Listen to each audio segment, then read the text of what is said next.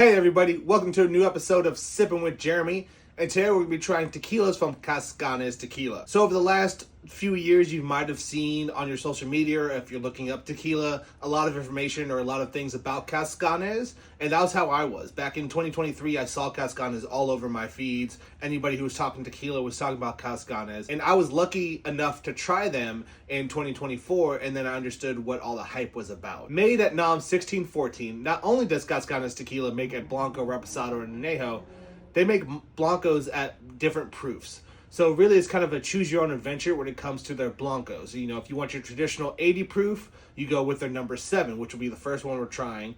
Then they also have higher proof ones going on from that. The Reposado and Anejo is made from that 80 proof number 7, but you know, it's cool that they have a range of Blancos and then also have some additional ones after that. Let's go ahead and get started with number 7 Blanco tequila. Cazcanes number 7 Blanco is your traditional Blanco tequila, meaning that it's at that 80 proof, meaning 40% ABV, and that is what you consider, that's what's considered the standard for Blanco tequila. Like if you see a still strength, if you see something else on it, then that will be a higher proof. But if you're seeing a Blanco tequila, 80 proof, 40% ABV is what you're getting in alcohol. Let's go ahead and try this number 7.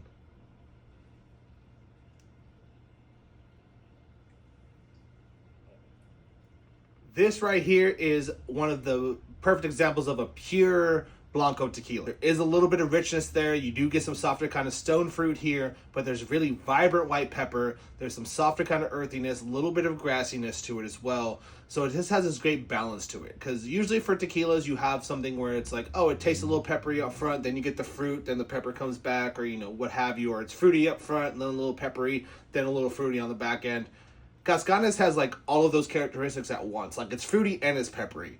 And it's fruity and it's peppery. It's peppery and it's fruity. And like everything just plays in balance really well. And it's not really one of those ones that can like layer out the flavors. Like, oh, you get this, then you get this, then you get this. It's kind of just all together. You get those really rich, like apricot kind of peachy kind of fruit, stone fruit notes to it. You get that pepperiness, that white pepper idea from this as well. And it's just consistent throughout. Like it just has this really nice coating mouthfeel to it that gives it more of that Highland agave kind of profile where that fruit forwardness comes through, but there's still pepper with it. Or, you know, on the back end where it's a little bit leaner, there is that still pepperiness to it, but then the fruit kind of comes out as well. So it's just one of those tequilas where at no point are you missing one of the flavors. Now let's see what happens when you have Cazcanes Blanco tequila at a higher proof. Cazcanes number 10 Blanco tequila is bottled at 108 proof, so meaning 54% ABV. Let's go ahead and give it a try.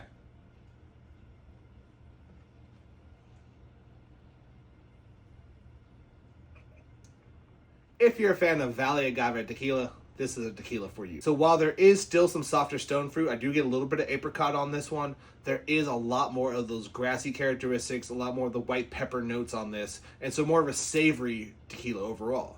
And for being 108 proof, I'm not getting that heat, I'm not getting that bite off the alcohol that you might expect for especially an unaged 100 plus proof alcohol. But that just shows the balance that there is. So, you know, in the number 7 Blanco, I was talking about how throughout the whole tasting process, everything kind of tasted together, beginning, middle, end.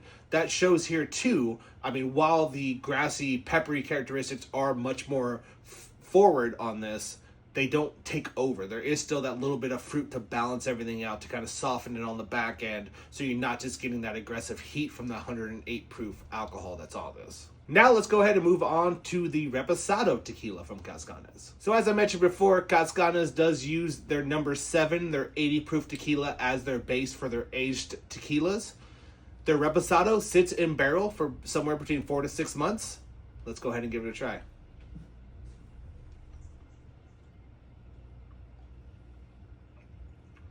If you like to just sip on a Reposado tequila, I mean, I don't know if you can do much better than the Cazcanes. This tequila has a lot of like salted caramel, just delicate hints of butterscotch up front too. There's some really nice like mango fruit that kind of coats the palate, and then it finishes off with that bold kind of black pepper, savory, a little bit of grassy note as well. So it kind of gives you the best of both worlds. If you're a fan of Blanco, at the end you'll appreciate that like bold kind of pepperiness on the at the finish. If you're a fan of a richer kind of Reposado, you'll get those kind of sweeter flavors up front without being cloying or definitely not artificial. All right, y'all, that's going to finish up this episode of Sippin' with Jeremy. Thank you for watching. Hope you enjoyed. Please do not forget to like, subscribe, and share. And never, ever forget to drink well.